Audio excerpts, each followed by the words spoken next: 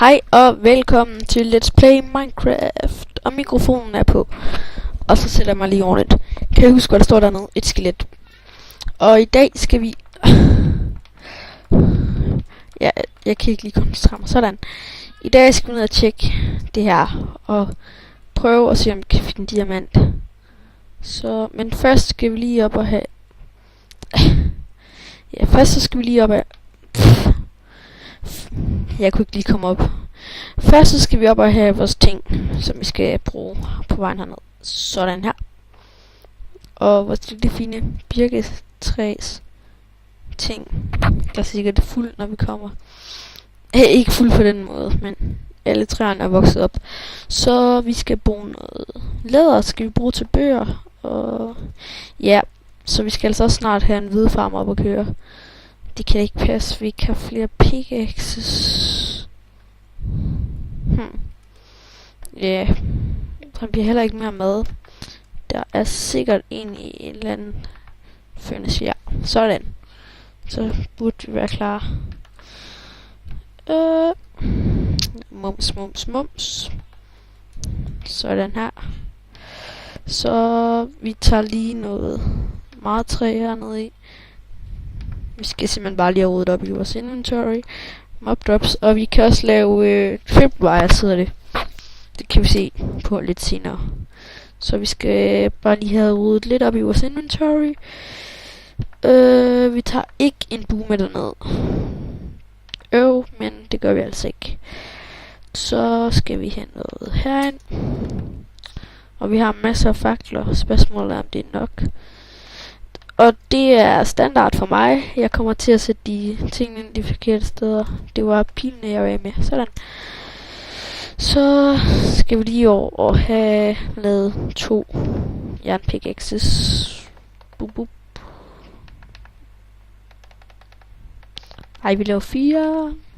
Det er altid godt at have nok. Vi laver 3, og så laver vi en skovl. Det er godt regnet, det der. Og en skål. Sådan. Så burde vi ellers være klar til rock and roll. Fik jeg den? Ja. Så vi skal snart have en farm op at køre. Det er nok det vi laver, når vi måske finder diamond. Og ja, når vi har fundet diamond, så skal vi bare have en farm op at køre. Og så skal vi have køer og får og kyllinger og ikke gris. Fordi køer de giver meget mere mad, kyllinger de giver pile, dem skal vi også bruge. Og ja. Og vi hakker lige noget kul, både for XP og for at få noget mere kul. Så se, du får XP af at hakke der. Så vi hakker bare lige den her over, og så går vi over de nogle af de andre på vejen derned. Jepsen. Så den her, den når at komme ud i dag, men hvis I er heldige, får en episode i morgen. Det gør I nok, men jeg kan ikke love noget. For jeg skal som sagt op til min morfar, der ikke har verdens hurtigste netforbindelse. Så de bliver omkring 2 episoder om dagen, måske, hvis vi er meget heldige. Jeg tror, at render-videoen, det kommer ikke til at tage lang tid, men det kommer til at tage mere tid at uploade den. Så når jeg er på min morfar, så dropper vi måske Let's Play Minions. Så bliver det 2 Minecraft-videoer hver dag, måske 3. Og så 2 Minecraft-videoer hver dag, og en Let's Play Minions. 2 eller en Minecraft-video hver dag. Det kan jeg finde ud af. Og så en Let's Play Minions hver anden dag. Hvor jeg bare sætter mig ind, og så skal den bare uploade om morgenen. Og render. Eller så optager jeg den, og så om aftenen, og så render jeg den om natten, og så uploader jeg den om morgenen. Det giver meget god mening, det jeg snakker om lige nu. Men ja, jeg skal nok bruge natten på at lade dem stå og køre. Medmindre han slukker for strømmen. Det ved jeg selvfølgelig ikke. Så ja, det er den her cave. Det ved jeg ikke engang, hvad vi kan kalde den. Så måske skal vi i gang med noget andet. Eller jeg tror, så går vi ned og strip miner, men det skipper vi ikke, fordi vi finder op måske diamond. Så jepsen. Og min mods er ikke blevet opdateret. nederen. Men det gør de snart. Måske er auto-switch, men de andre er ikke. Og så kan det være, at jeg kan slippe af med X-ray. Vores lille fine svampehus deroppe. Og vores farm, den kommer også til at ligge hernede af. Den skal altså ligge på flat, og så kan vi måske have vores dyreting. Ja, et andet sted. Så glemte jeg at gå ned i den anden cave, men om den fører ned til noget, det gider jeg ikke bruge 2 minutter på. Af den her video, der bliver en 20 minutters video, cirka. Så et kvarter igen. Så ja, det gode er, at den her video, den bliver uploadet sent, så den bliver nok først set i morgen. Det er det positive. Så hvis jeg mener, det var her, vi nåede til.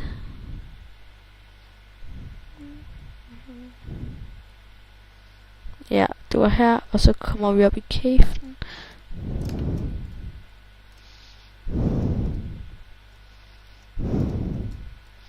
Har jeg været heroppe af? Jeg kigger lige, om der skulle være Jebsen. Et eller andet under gravel.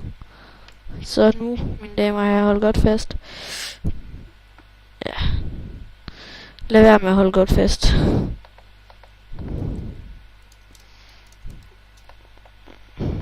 Ingen mobs. Ja. Så vi går bare ned igen. Og så skal vi bare fuldstændig ignorere den her cave. som vi desværre ikke fandt noget i. Så nu skal jeg lige se, hvor langt vi er kommet væk fra torchen. Okay, så det er 2, 4, 6, 8, 10. Så her skal vi stille en torch. Og så er det 1, 2, 3, 1. Cave igen. Ja. Hvad gør vi nu? Det ved jeg ikke. Ja. Så prøver vi at gå hen i den anden ende af minen og starte derovre. Det er egentlig fedt nok, vi sidder på caven, men det var pænt ufedt, at der ikke var nogen diamonds, eller sådan noget den stil dernede. Så undskyld, så gør vi lige sådan her. Og jeg bruger sådan en metode, hvor jeg bare sætter en torch for hver 10. Og jeg kommer til at tjekke den der kul over, fordi der plejer nemlig altid at gemme sig et eller andet bag ved en stor år. Dupsi 10. Den der skal lige væk, så ja. Hvis vi er heldige. La. Okay, videre om too many items det ikke er kommet. Det er det nok. Men det er lige meget. Vi er lige glade, fordi vi kan vel skrive. Jeg prøver lige det her. Game mode. Nej, det kan vi ikke. Vi har ikke allowed cheats on den. Vi har ikke allowed cheats on den her i den her verden. Blander engelsk sammen med noget andet. For the win. Engelsk og dansk, det skal du aldrig blande sammen. Så ja. Så 1, 2, 3, 4. 1, 2, 3, 4. Det var 5. Jeg er faktisk blevet verdensmester til at tælle. Men gul 4'eren. Ja. Det gik sgu ikke for godt for dem i dag. Jeg så den ikke, men de skulle have haft overtaget i lang tid. Så guld 4'eren. Desværre, jeg blev nødt til at omdøbe jer. Så i min verden havde jeg bronze 4'eren. Så ja, og I kommer ikke til at have guld 4'eren nogensinde mere for mig, så længe I har fyret Eskil Ebbesen. Ej, det var bare for sjovt. Og den er selvfølgelig en. Det... Wow. Var det ikke vandkæfen for før? Nej, det er det ikke engang. Det mener jeg ikke. Så er vi i en cave. Der er noget lapis, der er noget redstone. Og der er ikke noget diamant. Pick. Sådan. Og... ja, der er copyright på alt det musik. Jeg havde tænkt mig at lægge ind endnu mere nederen. Jeg forstår ikke copyright. Selvfølgelig skal det have ret til det, men altså... som sagt, hvor jeg kom til copyright, det forstår jeg simpelthen ikke. Ja, folk burde egentlig have lov til at bruge det. Selvfølgelig er det deres, selvfølgelig skal man ikke sige det en selv, men altså, helt ærligt, det er overvurderet. Man kan jo sætte copyright på alt. Så jepsen. Ser vi lige om der er en eller anden sidecave her et eller andet sted. Skulle ikke undre mig. Og selvfølgelig er der ikke det. Standard. Sådan her. Så det vil sige, at vi faktisk bare har stødt på en masse caves. Så hvis vi går ned til den her, så kan det være, at vi kan få held med at få lavet nogen i gang.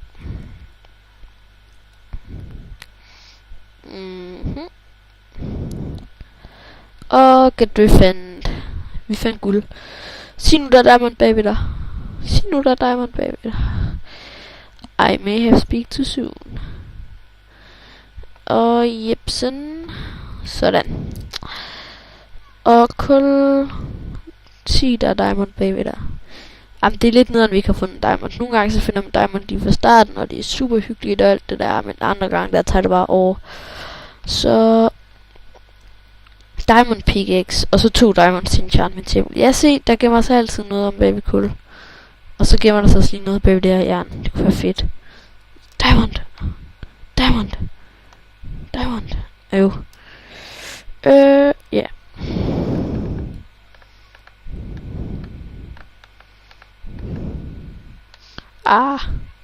Så vi fortsætter. 1, 2, 3, 4, 5. 2, 3, 4. Diamond. Nej. 5. Kul. Yeah. Yeah. Yeah. Er der også copyright på det? Ej, det tror jeg ikke, de kan. Jepsen. Jepsen. Først var det whoop whoop, og så blev det Jepsen. Og så, det ved jeg ikke, hvad det bliver næste gang, jeg siger. Sådan her. Og sådan her. Så.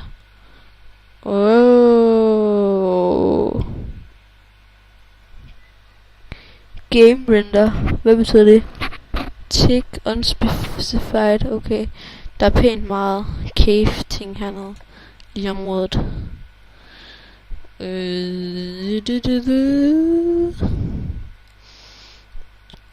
Måske skal vi prøve sådan bare. Vi vil være en gang eller sådan noget, så det ikke bliver alt for kedeligt at se på. Så det ikke bliver lidt for kedeligt at se på. Ej, det kan man ikke sige. Og mere guld.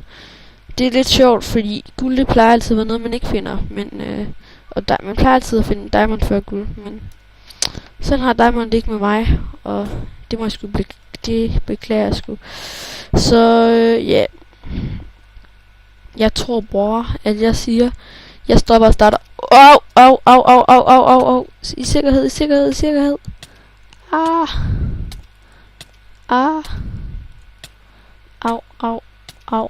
Au.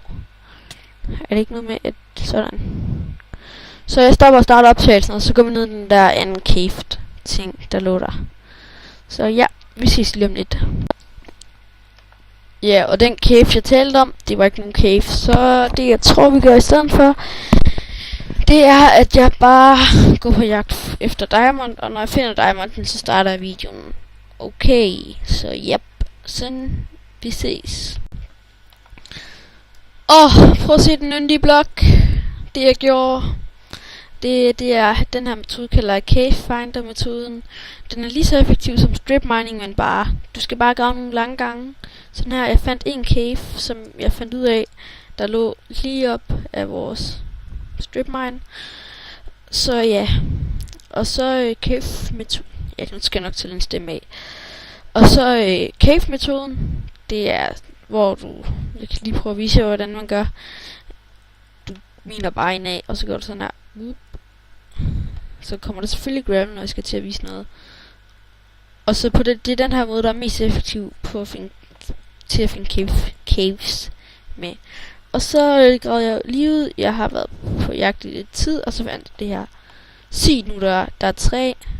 Der er 4. Der er 6. Der er 5. Det vil sige, der er nok til en pickaxe og en enchantment table. Woohoo! Yeah, og lad os lige få det her kul. Så yes. Så yes. Det er super dejligt. Så nu fandt vi endelig diamond. Så ja.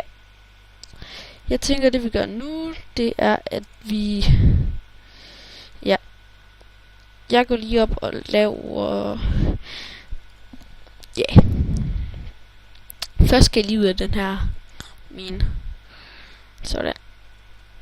Så det var 5 diamonds, og mange stacks kul, og en masse jern, og en masse guld. Ikke en masse jern, men et pænt stort del jern. Så nu skal vi lige bare ned og have fået 20 obsidian eller sådan noget, og det vil jeg hakke uden for kameraet, og så i næste episode, så går vi til netter. Jeg ved ikke, det vi siger.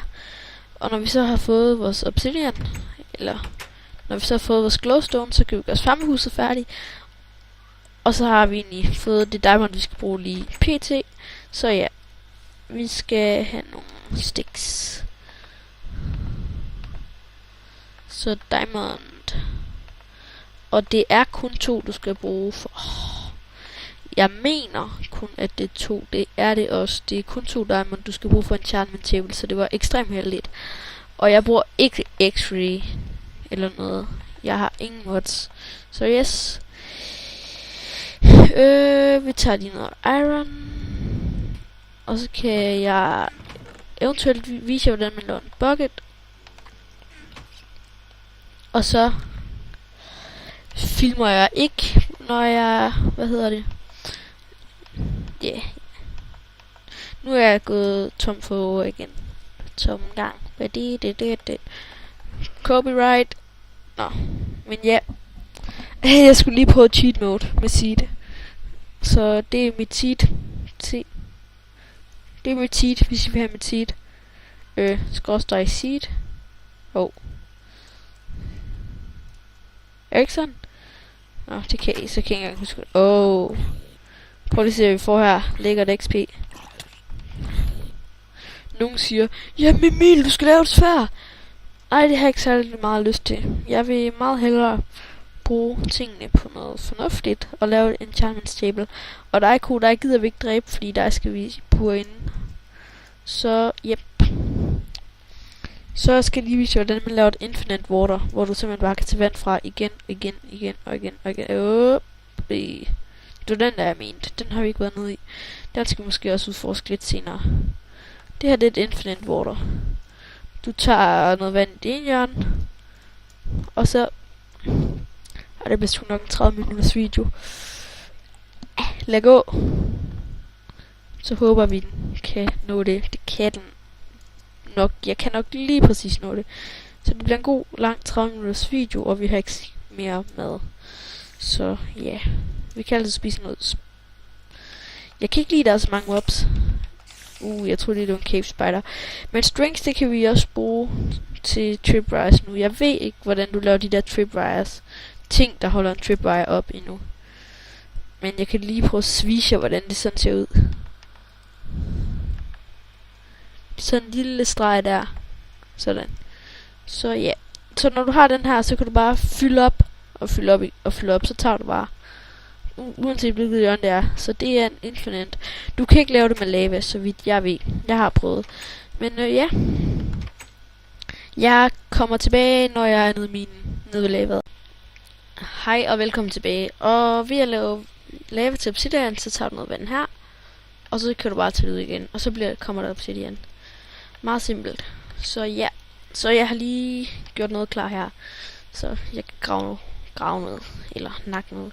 Så jeg kommer tilbage. Og så laver lige outro. Og så kommer jeg i tanke om, at for helvede, vi går ned til netter, og så skal vi bare have lavet farm. Hurtigt. Meget hurtigt. Så vi ses. Hej. Hej og velkommen tilbage. Og så skal vi finde hjem. Jeg har lige været ude og nakke nogle køer. Men jeg har lavet 2 forreste stå frem. Og så nu begynder jeg at dø. Det her derfor jeg skulle ud og nakke nogle køer, spise, sådan. Det burde være nok til lige at komme tilbage.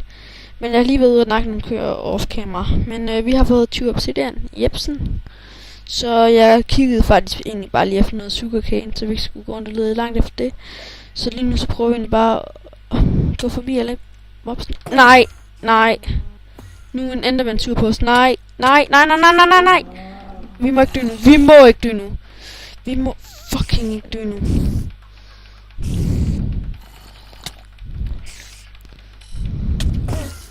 Jeg stopper og starter lige optagelsen.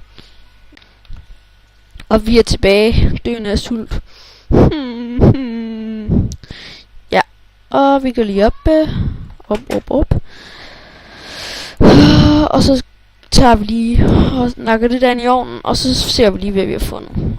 Og så bliver det godt nok lang episode. Rødsten, lapis, diamond, brosten. Noget meget brosten. Meget fint brosten. Jørnet, Paudi. Og yep, så skal vi snart have en ny kiste. Det kan vi også lave i næste episode. Og alle vores træer, de er vokset. Yeah! Så vi spiser os lige med det. Mums. Nej! Hvad sker der nu? Hvorfor fanden stillede jeg en torch der? Så jeps. Ja. Så tager vi lige noget mad på os. Så næste gang, der går vi til netter. Og jepsen. Så jeg sætter lige tingene ind i, ind i ovnene, og så kan vi slutte af. Det er jo rigtig smart, det jeg er gang i her. Det må være 5, vi skal ind her. 1, 2, 3, 4, 5. Sådan. Og ja, jeg løb bare alt hvad jeg kunne. Jeg nåede lige at komme væk fra dem. Og jeg fik dræbt edderkopperne. Så Endermanden, den holdt op med at følge efter mig. Så det var egentlig meget godt. Så ja. Det første vi gør i næste episode, det er, at vi laver en udvidelse til kisten. Til den der kiste. Så selvfølgelig skal jeg lave den her fail. Så ja. Vi ses i næste episode. Nej, det gør jeg sgu bare nu. Vi ses i næste episode. Så ja, i næste episode, der tager vi til netter. Og det gør vi, og det er 100%. Så vi tager lige alle vores værdifulde ting ind, og gør det her meget langt. Det er hyggeligt, så gør vi det sådan her. Det var Emil, og jeg håber, I kan lide det. Vi ses. Hej. Hej. Husk at like, hvis du kunne lide videoen. Kommenter, hvis du synes, der er noget, jeg skal gøre bedre, eller du har et godt forslag. Og hvis du gerne vil se flere videoer fra Emilovicen, a.k.a. Emil, så skal du huske at subscribe. Du er Emilovicen. Jeg håber, I har nydt videoen. Glæder jer til den næste. Hej. Vi ses.